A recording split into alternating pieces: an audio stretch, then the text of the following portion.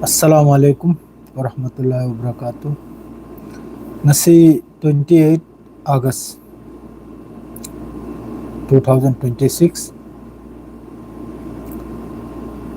irai numit ni ngasi se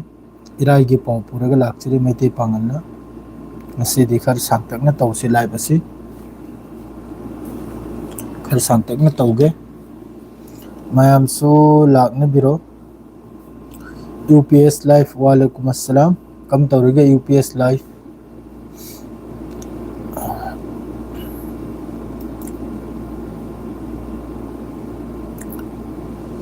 mayam tumnarabra karino i paw se mi se am khakten lai se chak charubra aikoi sida ngalli UPS pung manga makhai te yori manga ga minute kunthra ga taruk te yori chak chagani ba matam si wali ko nuari bhai nuari madu kari karam paw adom gi paw karino adu so dum haibiro makha taba dum chathasi ngasi se irai ni misrei sangna live tawbugi haigimni mayamda sangna talab tarokadar hojik phawda Nepal sida mi sibasi hojik phawda Al Jazeera gi report madredi atai report ta hojik phawda walaikum assalam maibam Nadisa maibam walaikum assalam ngasi di pausu lai adredi hojiki workboard ki matang da su wafum kar thamnamganim ni adredi aikoi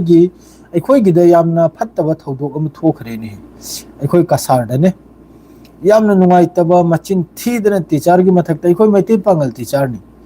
adugi mathak tan oktam nabu chhatra sina oktaba chhatra sina nupi nahada langphang tawba nupi nahada khekak tawba hai tare ko school da ne adura teacher sina bas dhamki khakta tawbada phure khotlai na teacher dugi mathakta maitei pangal hojiki teacher dugi mathakta case lang panjal le ga hojik talat inquiry tarukpu kan asai nipa sina case palriba student sigi mapa ne haina case palriba somnro mapa oiramdre nipa si yamna sathina phattaba matu ahum mari thibo oiramle matu ahum mari thibo oiramle hojiki aikoi gisri yam chawna ghatna am tawri ka hojik student amasung teacher sigi aralba ama phawlei tabida aisa faltu mi mayam rule aina Bengali na video am su same kimni mayam soida maki thengramani adra hojiki satram khaka mapam khaka lepi satra malbre mabna khoi me magi samgak la kak magi dress adu satro malbro student mal mande rambani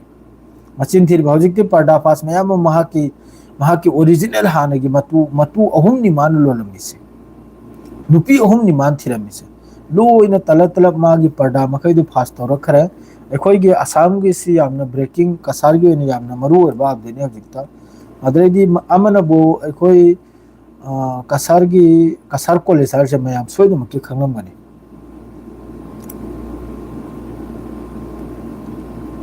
Bengali video do adudani hojiki ai do Bengali video do aduna ni case pali do madra aikoi ge hojiki kasar college ta yamna sauna hojiki hijab kine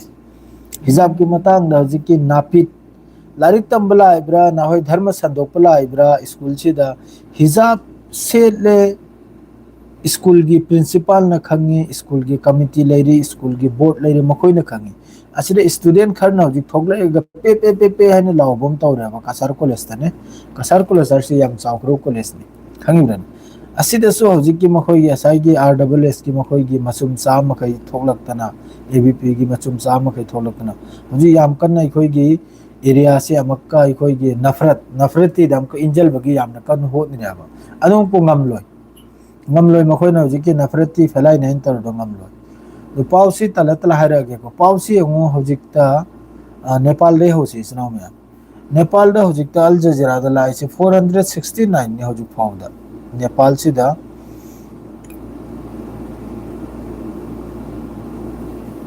469 asi pura confirm hoire ko aduga asi punna maksi karider na habda glacial collapse oibadagi hojiki Himalaya da acho boi khoi gi baraf ki चट्टान है पहाड़ कईनोंगुम हिल ने अचौ अचौब वांग अदुगिदु collapse ओइबदगी हौजिककी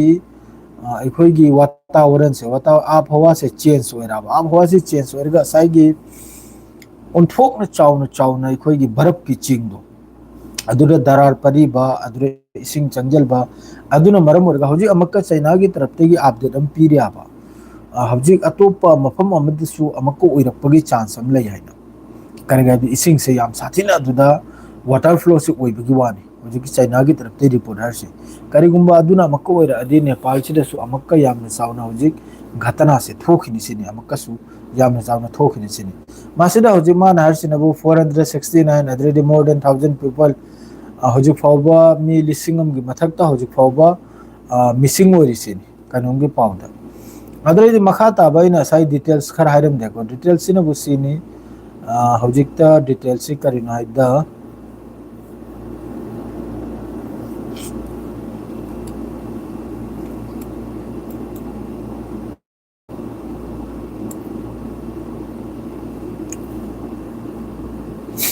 सिदा Russia की attack ता food ware house ता सिनबु अहानबद Russia अमसुंग Ukraine निको Russia की अटैक ता फूड वेयर हाउस यूक्रेन दा 90% मकोई हौजिक की कैपेसिटी से कीप के फार्म निको फार्म मिनिस्टर की तरफ ते हाइदोर इबने हौजिक नार ममांगदा अल अरबिया दा फोंगदोर इबने पाउसे 90% मकोई की स्टोरेज कैपेसिटी से के फार्म दा पूरा लोइख्रेसिन डिस्ट्रॉय तो होख्रेसिन कनाना अदुसु रशिया की अटैक ता अल अरबिया दा फोंगदोर इबने रशिया से यामना साथीना लांसी हौजिकता यामना साथीन तौनरी अदुगा लोइनना हौजिककी हाइबबु कनोमसिदा तुर्की की तरफ की सीरिया सिदा सुबलेते मादुगा तुर्की सीरिया मनुंगदसु ब्लास्ट ओइदना गिरजा अखोइगी अदुगी मौंग मी एनिम सिबगी वानिको अदु सीरिया सिदा यामना साथीना चेंजिंग अम लाक्रे चेंजिंग जिना करी चेंजिंग हाइबदा हाना कुर्स हाइना मखोइगी तोंगालम लेरमद्रा कुर्स फोर्स हाइना अदुगी दु हौजिक सीरिया की हौजिककी सरकार से अहमद अल सरा की सरकार की मनुंग मखोइ से चल करे मखोइगी लेरंबा एसडीएफ करा हाइना ग्रुप अचोबम लेरंबदा अदु थुगाइदना ग्रुप तु चैखाइरे भंग तौरगा पूरा सीरिया की हौजिककी अनौबा गवर्नमेंट सिगी तुंग इल्लाबा मखोइसु अदु सीरिया से यामना साथीना अपुनबा पुंजलबा मु यावरु याबा मासी करिगनो हबदा साइगी सीरिया की लम मखैजे अदुई मथक्ता अमक्का सोमदगी तुर्की की तरफतगी खुचुखुलाइ से पुजलैना चावना थोकदर मिसिगी हंदक सिगी रीजन सिदा लान से तौब तारगदी ईरान सो हौजिकता पूरा लान की दमकता पूरा रेडी द लेरिमने ईरान सो अनो अनोबो खुचुखुलाइ अपडेट तौदना माद्रेदि अपग्रेड तौदना सेमदोक सादोकना लैरिमने ईरान सो अमक्ता अमेरिका ना हौरकबा अमक्ता इजराइल ना हौरकबा हैना माया चिकलेगा ईरान सो गाइरिमने अदुई मथक्ता सिगी रीजन सिदा हौजिक अमक्का कुवैत कसु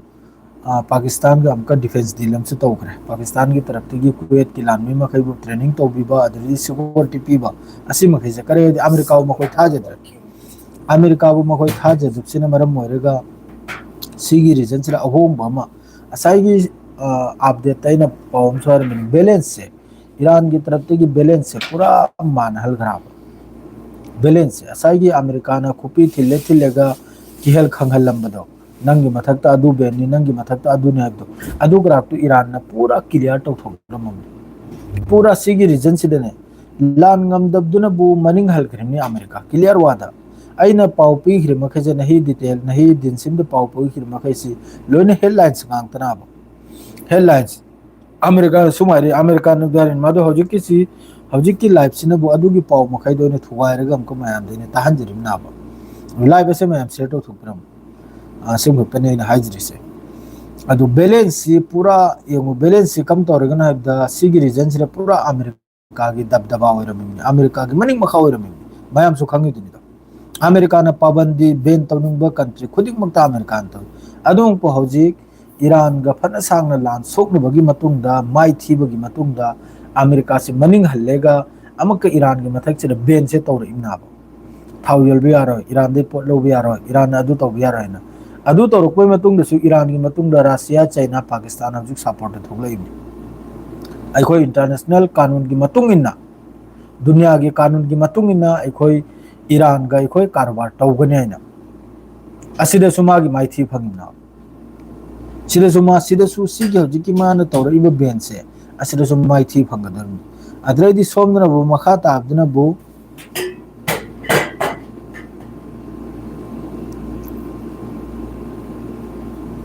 यार पोरो खतंग समहौरिम Nepal has paid the Nepal gisu mix club high gram ne pau da mamang da talatra hairamam ado hojikte yung sigi area sida yamna sauna madre somda Israel chu tapte ko Israel chu magi settlement West Bank da ano ba sem ka sagalakpa adre di South Lebanon da strike to subli lepte Israel chu manung da pura ready tor me kari abdi Syria da जिस तरह changing lies Syria manung da जिस तरह लामी संजल इबा तुर्की की तरफ तक खुचु खुलाई पुजल इबा असी पुन मक्से मासुलिन एंगिना माई पुरा नजर दन वालेकुम अस्सलाम कयामुद्दीन वालेकुम अस्सलाम मासु पुरा सिगी नजर सिदा पुरा लेरिना बा तुर्की न करी फिफम न लरो इसे सीरिया न करी फिफम न लरो चाइना अदुम को सिदा ईरान की तरफ तक क्लियर न ईरान की हजिक की अनोवा सिक्योरिटी मकोई की काउंसिल यामना ईरान की सुप्रीम लीडर का नकनबा चादरी यामना नकनबा सुप्रीम लीडर का यामना नकनब सिनार सिनबु जब तक नेतन्याहू बु मई मनुंग द लंगजंद्री फावबा अमसुंग हजिकी जायोनी शासन सी पूरा लोइथोक्त्री फावबा नक्चल लगलेसिनी जायोनी शासन सी नेतन्याहू न पूरा अखोइगी लैराई मयादा चिंग मतोल द पुखटलगा इंधबगी तंजादो अदुगुंबगी तंजादु तनिंगाय रेसिनी कुंबई मतम योगरेसिनी जायोनी शासन से लोइजलबगी मतम योगरेसिनी मान हारिसे ठंडा है ना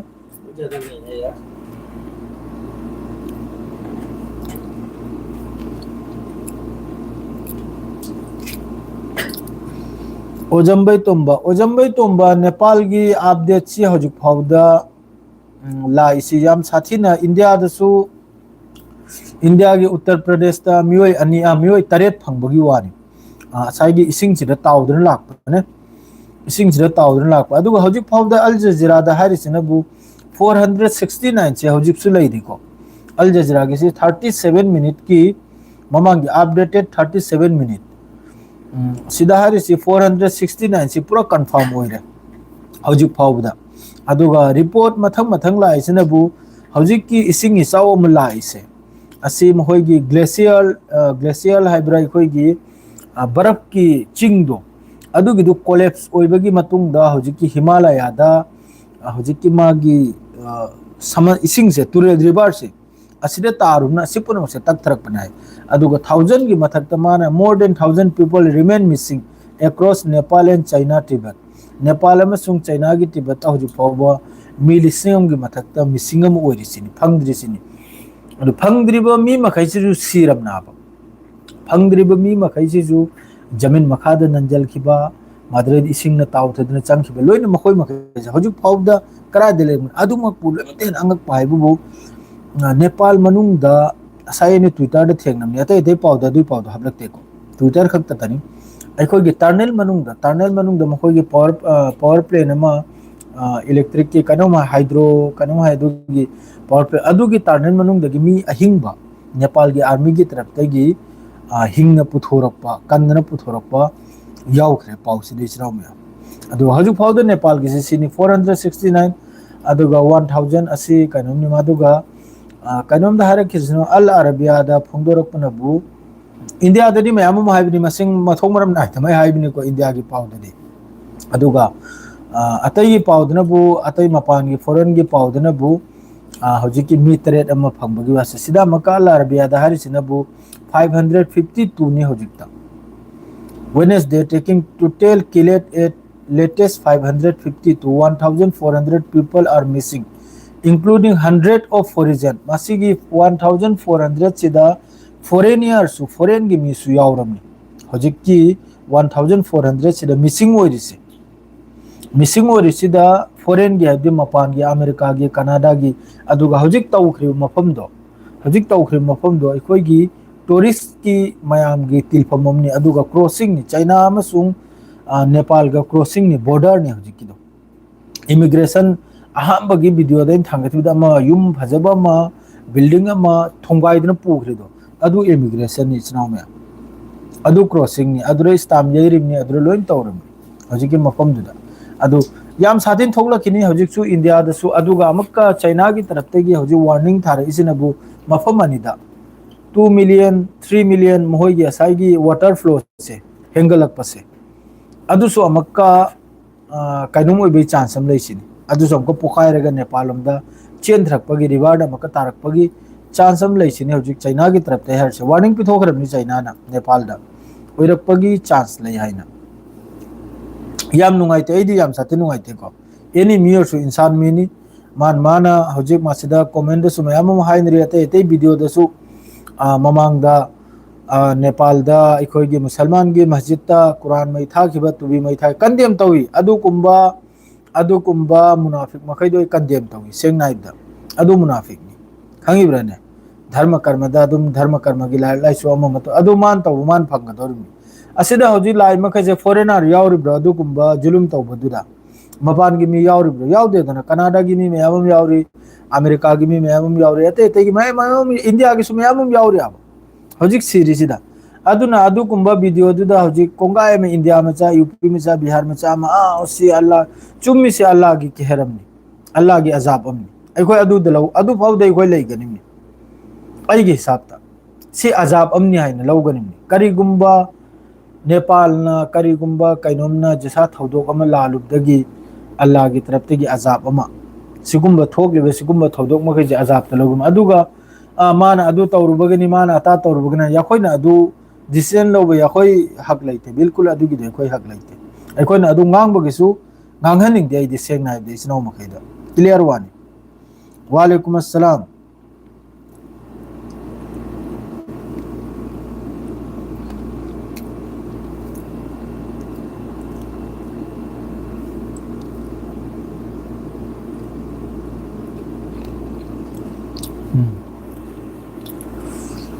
गजा की पाव पुबिरो मैते पांगल चैनल सी सेंगना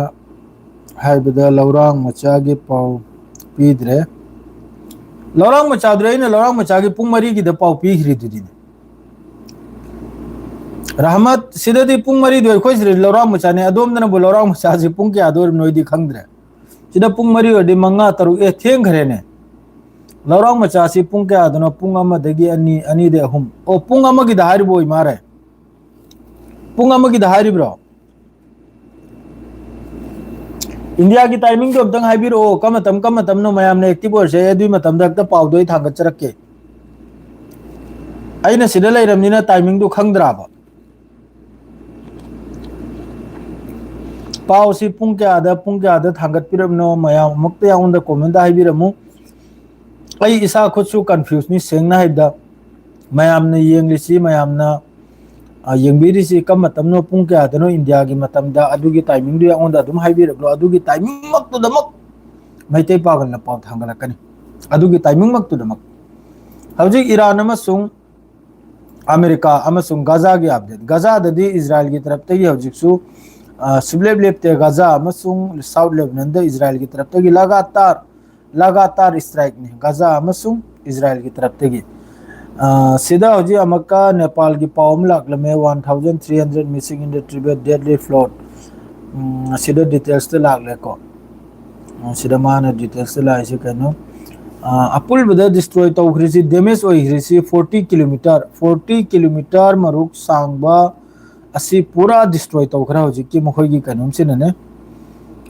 हौजी की इसिंग इचाउ सिना नेपाल मनुंग सिदा मासिदा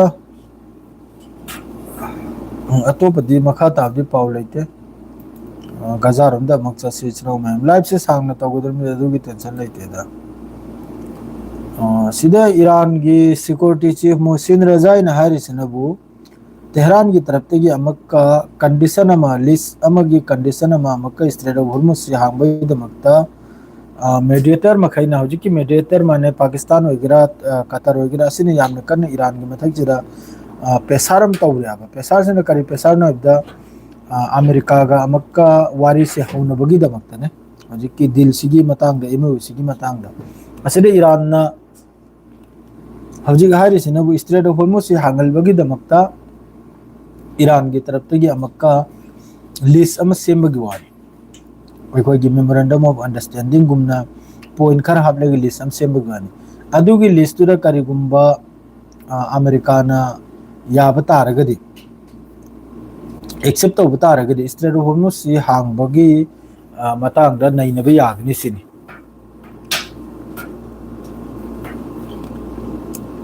chak chadri entertainment boy chak chadri ne Israel USA pulab loiradi fagadabani Iran na har sidi Israel chu loibagi matam si yorakle sini aduga jis tarah hoji maiki mari da langjal lai se जिस तरह Iran की माइके में हजू पुजल मखई से Iran बुदी पूरा ready निको सिगी statement से अदुम हयेंग सु सिनी लाकदौर से ईरान खुजु खुलाई लोइने सेमने लैरे इजराइल अमसुंग अमेरिका ना हरपग जवाब पिबदम रेडी होय रहे से हमेशा अदुम लैदौरनी अदुगा ईरान मनुंग दा ममांग दा लान तौखिबदा काय तोयखिबा लंबी कया ब्रिज कया ईरान ने लोइने रिपेयरिंग तौदना 90% पूरा कंप्लीट नि अमेरिका मसुंग इजराइल की तरफ तगी जोतो मखोइने तेहरान दो इगरा कुम दो इगरा इस्फान दो इगरा नातांस दो इगरा जो तौग्रि मखैसे स्ट्रेट ऑफ होर्मुज मया दो इगरा मादरे मोहगी खारक आइसलैंड इगरा असि मखैसे लोइने ईरान ने सेमगत सागतना काबक अमा लोइजल करे हौजिक सिदा ईरान अमसुंग अमेरिका की पाउसने करि नाइबदा मखोइ मसेन वारी सानरे मखोइ मसेन वारी सानरे दि कतर की तरफ तगी पाकिस्तान की तरफ तगी ईरान से भी यामना कन थेम याबा अमक्का हौजिक की अमेरिका का वारी से साधना लोइजल लोइना चप्पे यागनी गजा सिदी मखोइना पीस कमिटी नि हाइना चाउना डोनाल्ड ट्रम्प ना चाउना मीटिंग फमलेगा अरब कंट्री मखैगा मतमदुदा आइना 10 मिलियन पीरे आइना 5 मिलियन पीरे आइना 20 मिलियन पीरे गजा से अदु सेमने ना करिगिनो मखोइना अदुम तौनरुदा आबदा मखोइना खलमनबु फिलिस्तीनी मखैसी लौथोकलेगा मखोइना समंदर मया सिदा बिल्डिंग सि वांग सारगा पैसा से तालबे उमकोदना मखोइना खलमिसे अदु पुनमक्तरे मखोइ सक्सेस होइदरे मखोइ गे असाइगी प्लानिंग मखैदु सक्सेस होइदबसिना मरम ओरगा हौजिक मखोइना मथुल से साद्रिमनाबा हौजिक हमास की तरफ ते सो हाइदोरकले अखोइ खुचु खुलाई थमलनी अदुगा फेस तुगी गजा द जो हाइना खिबदुगी मतुंगिना नुमित चुप गजा से मी तरनि पल सिरिमि इस्नाउया मी तरा सिदी अदुम सिदी ईदन लैरमने गजा मनुंग सईद होरिसे मी तरा सिदी सुबसोय सोइद्रमने खान यूनुस ओइगेरा सेंट्रल गजा ओइगेरा देर अल बला ओइगेरा जो रिफ्यूजी कैंप लैरि मखैसे असि मखैसे मी तरा सिदी सुबसोय सोइद्रमने अदु गजा से मचेत अमतनि हौजिक लैरिसे गजा से अदु पाकन लैत्रे गजा की सोमदा रफा तुफा नगरा लरमिदो सुबल लैत्रे सोम द साइड लोम दा लेबनान लोम थंबदा मचेत अमखक लैरि मचेत अमखक 80% गजा सुक्त पिपी आइदा 80% इजराइल ने कब्जा तौखरे क्याम लेरम खनि न होय खनने गजा सुक्त पिपी आइदा खुब मैप टू दी उफाउ उदे मैप टू दी उफाउ उदा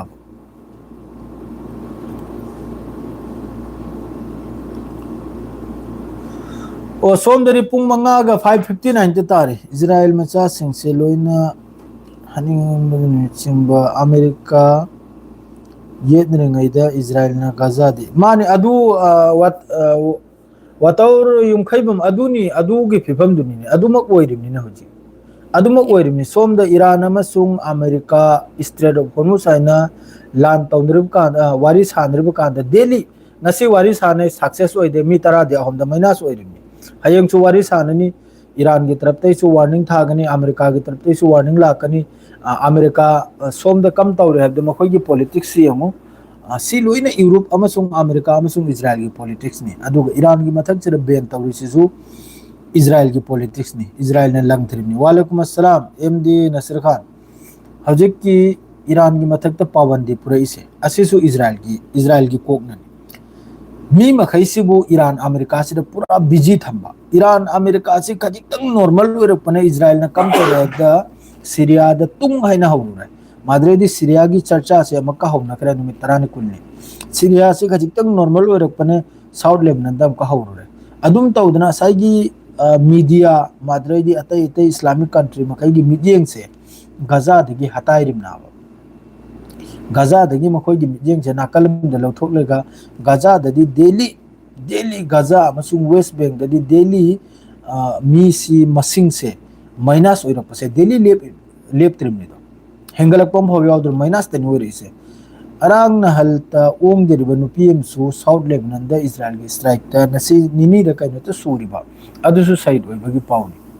अदु सी पुनमक्से असाइगी Iran America strait of Hormuz माद्रेदी रेड सी मादे रेड सी सिलोजा स्ट्रेट ऑफ हॉर्मुज सिलोजा लकनी हुती दम कलाकनी हुती सु ngasi कनमदा यमन मनुंगदा मिसाइल अमसुंग ड्रोन अटैक तौबगी वानी असिदसु मियोय निपाल मापल्ला मिचम सिबगी वानी असि पुनमक्सु लोइना डाइवर्ट गाजा सिदगी लोइना मयामगी मिजेंग से गाजा दगी लौथुइना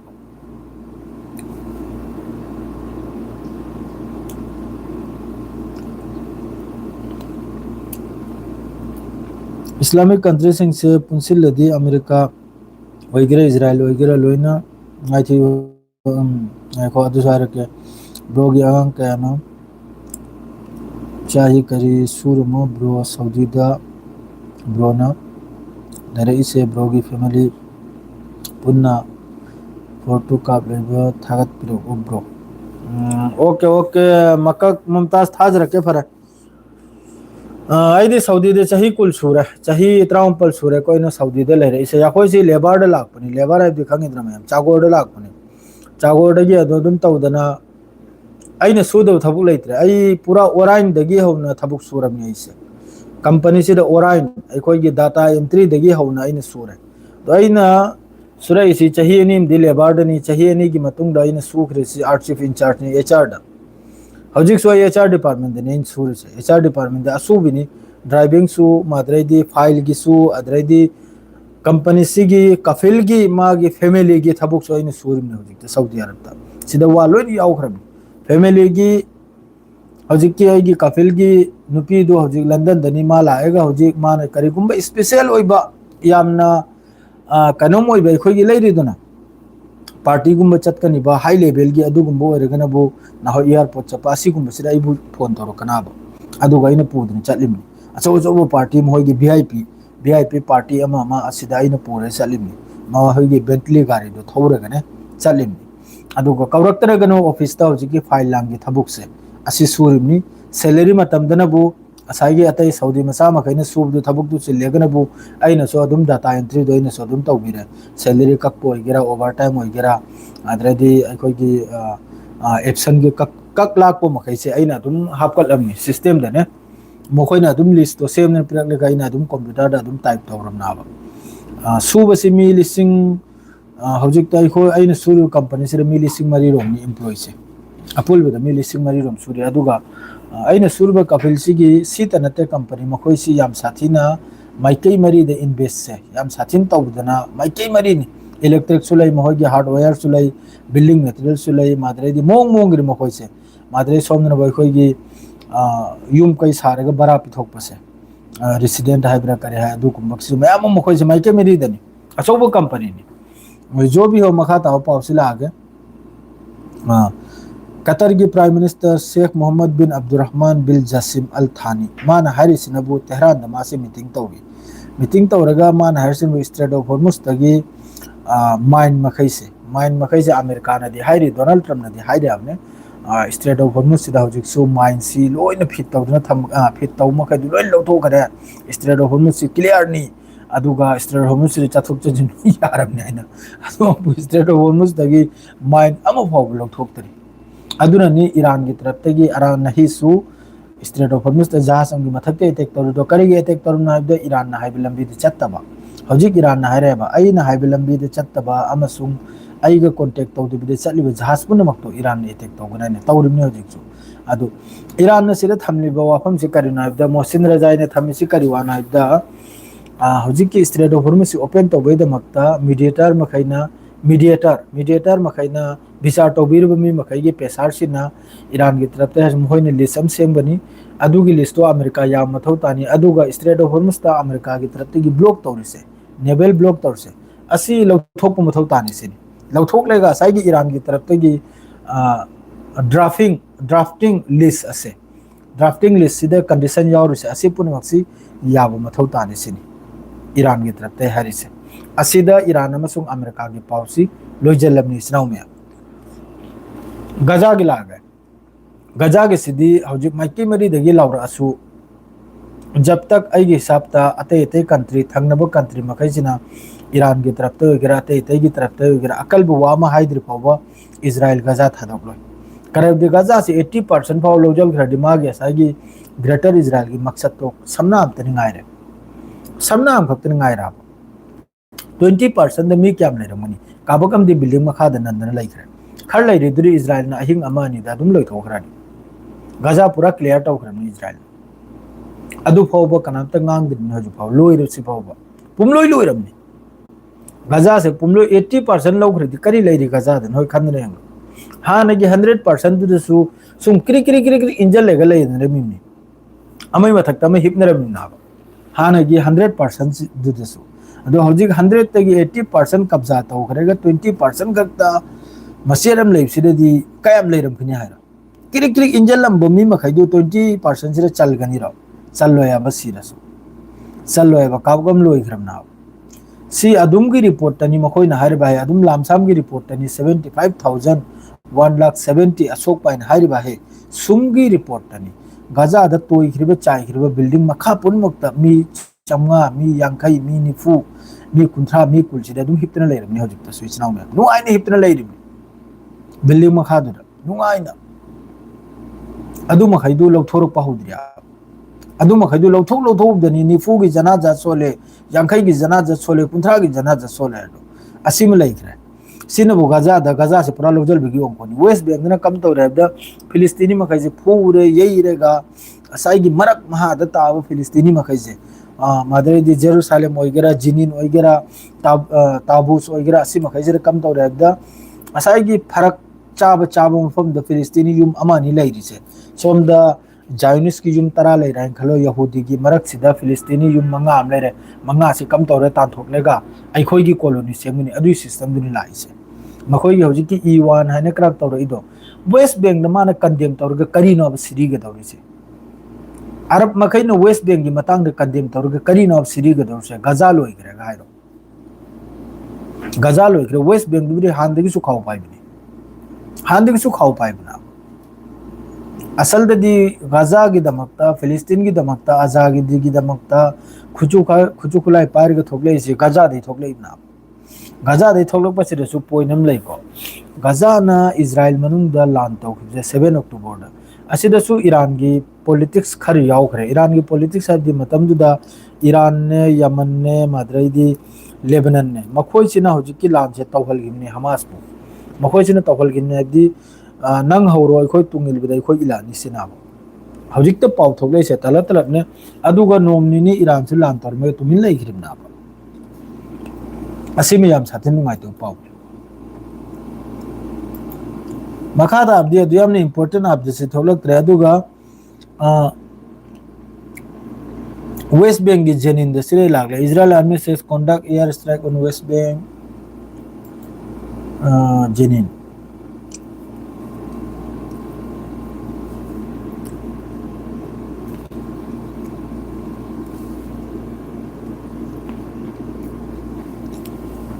जेनिंदा हमका यामना इरांगम थोपय वानिको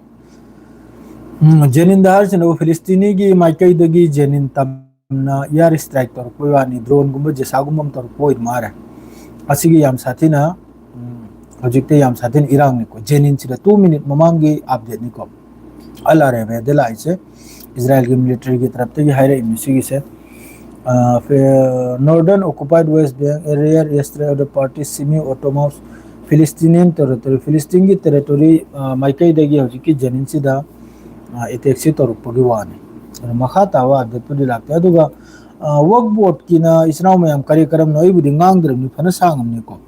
वर्क बोर्ड की पाव से इंगोंद पाव सु योरक्तरे माद्रे इन सो अपडेट तो पीद्रे करी मोंग तोरनो मयाम न करी गुम खजी करा खंगले दे अमतंग कमेंट दा हाइबिरो मखा ताबे दुम पाव दो समझजरके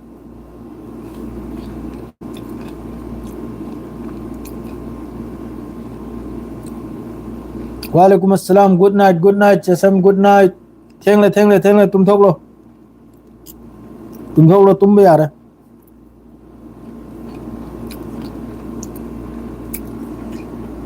मिनट कुंथा मरी योखरे अन सांखरे ngasi दि लाइव से इखंग खंगौ दे